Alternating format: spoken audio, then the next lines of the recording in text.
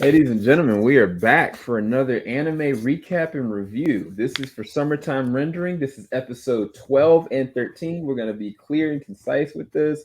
There's a lot to ground to cover, but there's a lot of interesting new plot developments that are happening as well. The biggest thing coming off of episode 11 to 12 is the realization that Mother is in living, breathing form, kind of as this little girl named Hine. And she is very weak. She needs to eat. And she basically is kind of just stuck down in this cavern, but she's controlling all the shadows, no matter what the variations are. And Shinpei and his best friend, and I think her name is Tuki, all there having a conversation in front of her. It was a very interesting situation because immediately Senpei puts two and two together, realizing that everything that's happened leading up to this point has all been this one individual because Hine is the other little girl from the past that killed Ushio, from the one that killed Mia in the first episode to everything that's happened from him getting marked. It's all been Mother, which is very fascinating. But yeah, episode 12, what was the things you got from it, Lucas? That hmm, that's a good question. I'm trying to think the most important element of episode 12, and it could be that I want to say it's actually the end of the episode, and that was the realization of What? Shinpei with his eye and what what it could do when Mother took his eye out and it Right, transformed directly back into Shinpei. right. Or it could be just a setup in general when we realize that redhead boy, who I still don't know his name all the way, because I know the Toki is his sister, but Mhm. that his dad not only knew about the shadows, it kind of helps explain why that shadow was in the wheelchair that we saw, because now we know that that's a shadow of his mother, and Right, that's why it was in the wheelchair. And the point that the father knew this the entire time, that he's kind of known the plan of the shadow, but as is pointed out by Yushiro, that they let the grief take over, hmm, and they were glad to replace the mom because they were in so much grief with a shadow, and they were willing to sell out everybody to do so. To right, me, that is the key part, because now we're understanding that at one point in time in episode 11, it seemed like maybe um, they were working with the shadows hmm, and that they would get a benefit from it. right, And then to have the revelation here be the benefit is that they get to spend some time with something pretending to be their mother. right. And it's That was a dope interesting too thing. because the sister kind of pointed a really big picture. She was like, "Y'all look at Ushiro like she's the real Ushiro, so why are you judging me?" That is Um, true. which is fascinating because with the brother, it all of it was news to him. He had no idea, and she was pissed Hmm. at him because she was like, "I had to take up for this. Dad did this, and he set this all in motion, but I had to facilitate it because you couldn't handle it, basically." And they allude that not only are they, I think that they said like on average, like maybe four people die a year on the island, roughly. Hmm. And what it sounds like is that Mother was like, "Yeah, nah, I'm hungry. I can't wait for this." Yeah. Like, and they initially were taking dead bodies, feeding it to Mother, and that was a fine. That's fine. It was enough. But now it's like she's like, "Yeah, nah, I need more."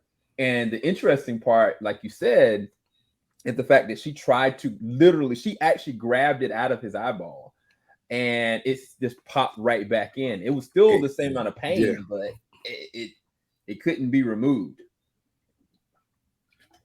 And like you said, I think that one of the big key factors is when it came down to it, his sister and him, they were like they had each other's backs. As brothers and sisters, they had each other's back because he put himself in the line of fire to protect her. And then in turn, she was like, "How dare you do this? I've been doing everything faithful to you." And they killed her anyway. And at that point, Shinpei was like, "What am I supposed to do? Because I gotta fix this. Like I gotta go back, but I can't do it too quickly."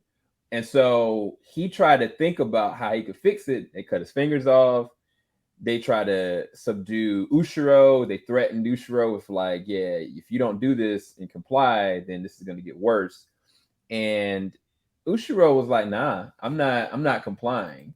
But they still had her held down. And so I think during that time, that was when Hizuru had kind of showed up in the rafters because the stupid cop was there making a quick noise, and Hizuru was up top ready to point a gun to try to, kill Shin. Mm-hmm.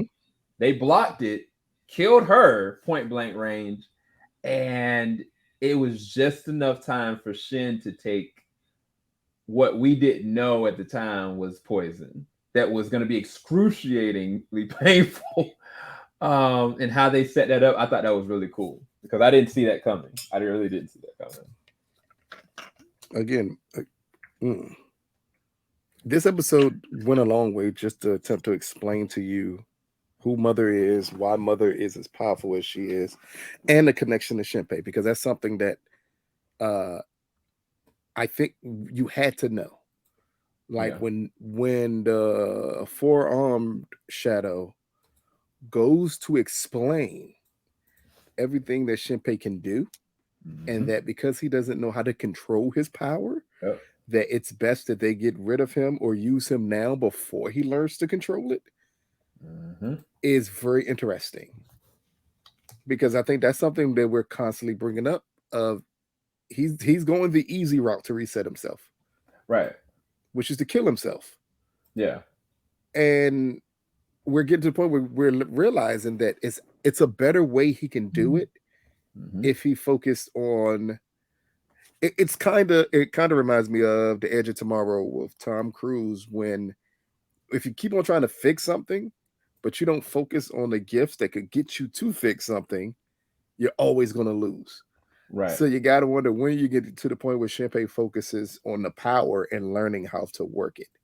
Yeah. Do you think it's more of a situation where he just doesn't have the time to think about how to hone in and focus on it because he's consistently trying to? They even went the route to explain to him why his time is always moving forward.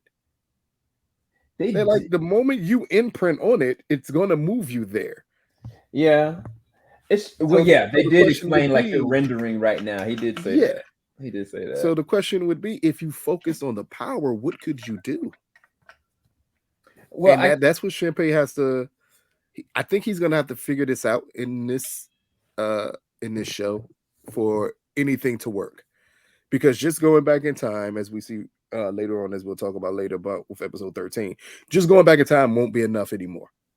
Yeah. Now you're going to have to learn actually what this power does. Right. And episode 12 does a great job of pointing that out to him. You got to know what this power does. Because right now you don't. You're doing a bunch of guessing.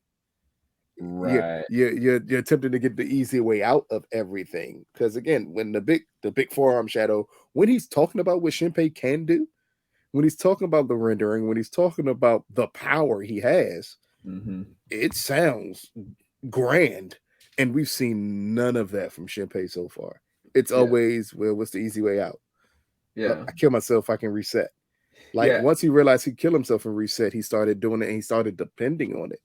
Yeah, he's consistently thinking about how he can keep people alive versus honing in on what he can actually do. Exactly. And which is funny because if you really think about it, like at the end of the episode, he took the poison, but Ushio, I think that Mother tried to consume her or tried to convert her and change her. And Ushio, it flipped it on Mother. Well, remember what Mother said when Ushio defeated the big monster? She said, "You're clearly more powerful than I thought." Right. And matter of fact, you're clearly so powerful. Instead of just killing you, I need to change you. Yeah. Yeah. And when she attempted to change her, that's when you saw Ushio's power kick in, which is she was almost able to change Mother completely. Yeah, she almost reversed what was going on because I think the mother asked, because I think they came up with an analogy, would come first, the chicken or the egg. And she was like, "Are you the egg?"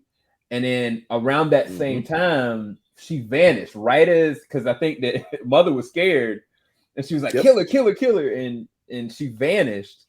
And we now realize that she has been and she can travel with Shin. Going forward. And so the end of the episode ended with them right in front of Huzuru and the old man and having a conversation when it was like, "Are you a time traveler?" And she was like, "Yes." And then immediately Ushio appears right next to him, which is very fascinating because then that goes straight into episode 13. I thought it was really good because it was mortifying to see Mio's head just get popped right in front of Shin. And it's like, I think as much as he's got these powers, he's still human. So it's like the trauma of consistently seeing stuff like that, it's got to be messing with him. It's got to be messing with him on an emotional level. And you got to wonder, why did that first? They started off by saying Miho was so important. Right. That was really the first thing they said. Like, she's an important person to keep alive. And then he proceeded just to pop her little head like a watermelon. Dog, that was cold blooded, bro. Like, but at that point, I think that they believe that they can just contain him as they saw fit to. Yeah. And then everything flipped again, and you realize you actually can't, because one, I think I'm more wondering, why did it catch Mother by surprise when she took Shinpei's eye that it went right back? Yeah, well, it caught her off. She wasn't expecting that to happen. So this is what goes, I guess it's a good segue going into episode 13, is because now we get the realization that the Ushio, I guess the Ushio that is the shadow version that we're seeing right now, took Mother's eye and put it into Shin. But it's that was told in episode 12. Yeah, but I'm saying that was when the novelist was going over what the ramifications of that was, because we saw it, but the way she kind of broke it down, it was like, what does that really mean? How does she have that much ability of being able to take it and put it into him? Like, how did that happen? What was the situation? So I thought that was really fascinating, because is it possible that from the first episode that there was a lot more loops before that, but Shin just doesn't remember how to use his ability? Well, something happened that led him to start doing it in the first place. Right. So the eye had to be put in at some point, because he had to lose his other eye for that one to be put in. Right. So I'm just wondering, it's like something had to have happened that we haven't seen yet. And it happened off the island, most likely. Or it happened on the island and then he reverted just back to that point of being on the ship again. Yeah. But now we know the doctor, who that was. Of course, that was his wife, because his wife is a shadow. And it sucks because it now it's like she was about to get absorbed and he was going to lose her anyway. Because that's why she was disintegrating, because she was getting absorbed back into Mother. And now we also know that it was episode 12 when Mother was about to eat Shinpei and the monster stopped her. Yeah, he did. But if that's the case, why would he have stopped her? So the way that he said it was like, he's just gonna loop again if you immediately kill him. You need to kind of hold up. And she was like, I just need him to shut up because he's making too much noise. I don't like people to talk when I'm trying to eat or whatever. But I think I'm more confused on why she's not just taking his body. I don't think they can, because remember they tried to scan him. What was that, like episode 6 or 5?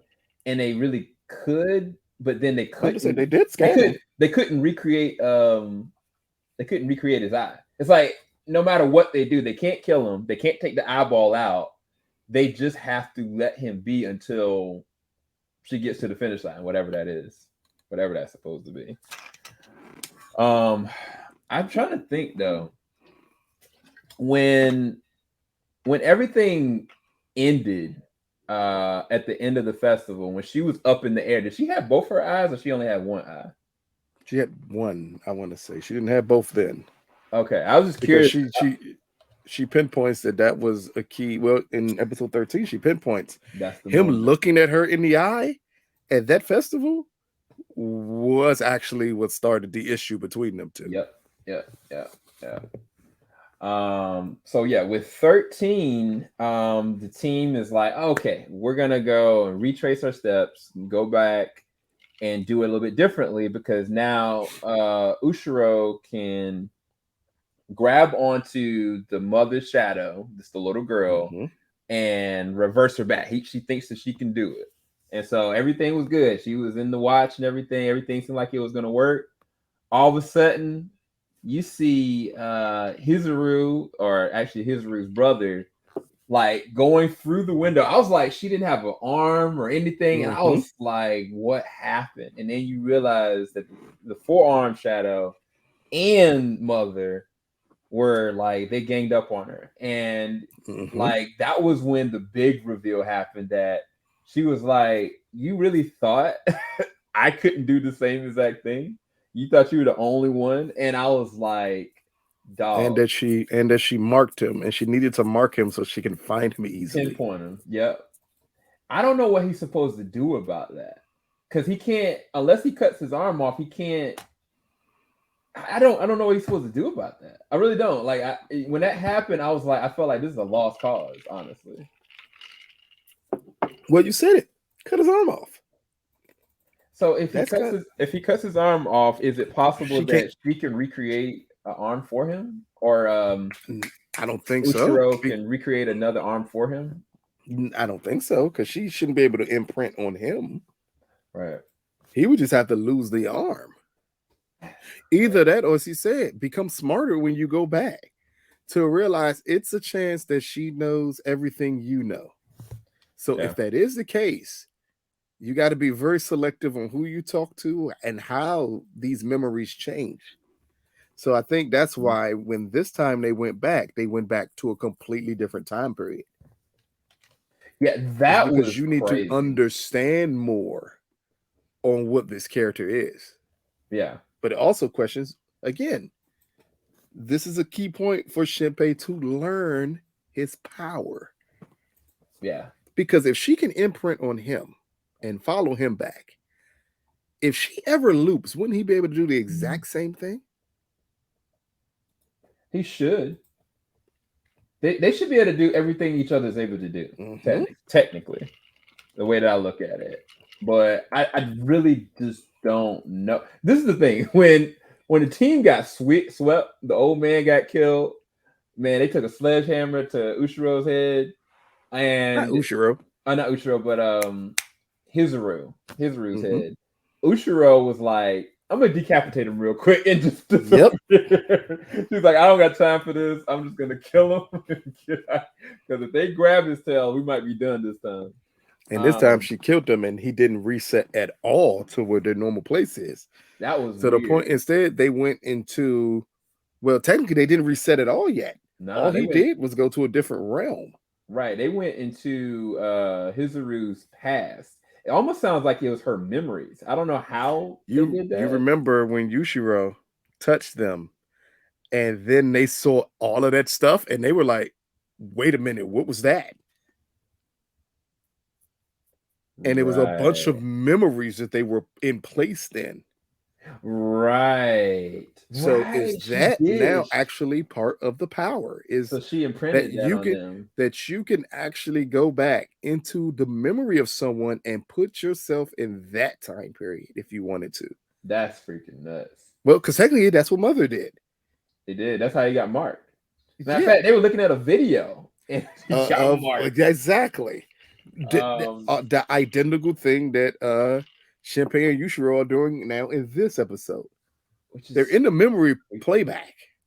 Right. It's just interesting because initially, I think I didn't think about it like that. Like I initially was like, okay, Ushio's catching them back up to everything that's happened, which is cool. But no, like when she did that, she also has possession of their past memories.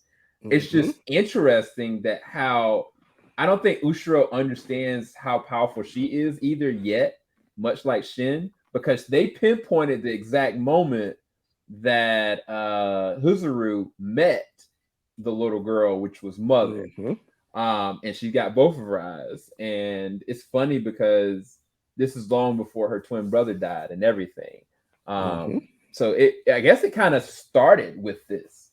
This is how kind of all of it started. So this is going to be interesting. You got to see and wait till they get to the point of her doing the exact thing with Shinpei. Because if that's the point, when you just imprint on him to find out when he got the eye and how. Right. Dang. That's a whole nother thing. And I think that it's interesting because they can't be traced like that because they're just going through a memory. I don't think they can still be traced because that's how she got him in the first place. But it's him just going through a memory. But they're not in a yeah. She can trace him however he get teleport, she can still trace him that way. They're gonna have to figure out. But this way, instead of teleporting into the 22nd again, he teleported into a memory. So I'm pretty sure it's harder for them to trace him. Right. To find out what memory are you teleported in. Right. Because it's a lot of different memories, different time period as well. She imprinted him a while ago and she just found him. When she said, I found you. True. So again, now if he's going back in time and using the power in a different way to learn more about Mother and how to get rid of Mother, matter of fact, or how to get rid of this 4-armed shadow, because that's the real threat. It is. It really is. And I think the one thing they said when she scanned it, she's like, I couldn't kill it because it doesn't have any data. Like, it has no data at all. Like, it's just a hollow shell. But it smells like Han. Right. Han. Whatever. Han, like Han, Mother. Blah, blah, blah. Yeah, Mother. It smelled like her. Right. Which is weird. I don't know. That's gonna be a huge feat. They're gonna need help. But they did find an interesting discovery with the hair. What was it about the hair? Anything in the past that she imprinted, right? That was along with her. That was dope. But then also but that's how it came about when she shakes Hizuru's hand, and then all of those memories come back because she then realizes if I imprint on you at any given time, that goes with me. That's crazy. Yeah, I thought that was freaking dope. That whole concept. Like, the show, technically, it's got a lot of moving parts I really love. And just for you guys to understand, most of you guys, anime, like, at a certain mark, the mid-season of it, they always change up the intro and outro for the back half. So that was the reason why that happened, Lucas, just for context. They always do that. They always do that. Super unnecessary. So always with the first season, they always have a different intro and outro the first half, second half of the season. So hopefully you like the new intro and outro. That's what we're gonna get. I didn't like the first one much. Well, at least I got accustomed to the first outro. This one, like, come on, man, it's too happy. Yeah, but one thing that I thought was interesting though is in the intro, you definitely see Mio, Ushio, Shin, and then Mother, which is fascinating how they do it. Because now Mother's been revealed as a character, so now she can go into the intro of the show. Beforehand, we did not fully understand what was going on. We had no idea. We had nothing. We had absolutely nothing. Because everything we guessed were completely wrong so far. Oh yeah, and we're probably gonna get some other stuff wrong. But hopefully you guys enjoyed our review for this episode. Make sure you leave a like, subscribe, hit the bell button. We're still doing the old man. We still got a couple different things coming up. Tonight we're gonna be actually doing a spoiler discussion on Thor: Love and Thunder. And that's gonna be interesting. And yeah, I am not part of that discussion. 10 minutes, Lucas. Just 10 minutes. All I ask is 10 minutes. That's it. I don't have time to spare to talk about something. I'm not gonna trash something any more than necessary. Come on, man. I'm leaving it to the new voices of people to trash the film. We'll talk. All right, you guys. Hopefully y'all enjoyed this. Peace, people. Filing out the top of I can see the skyline, 50 mile radius on my timeline. Ain't nothing.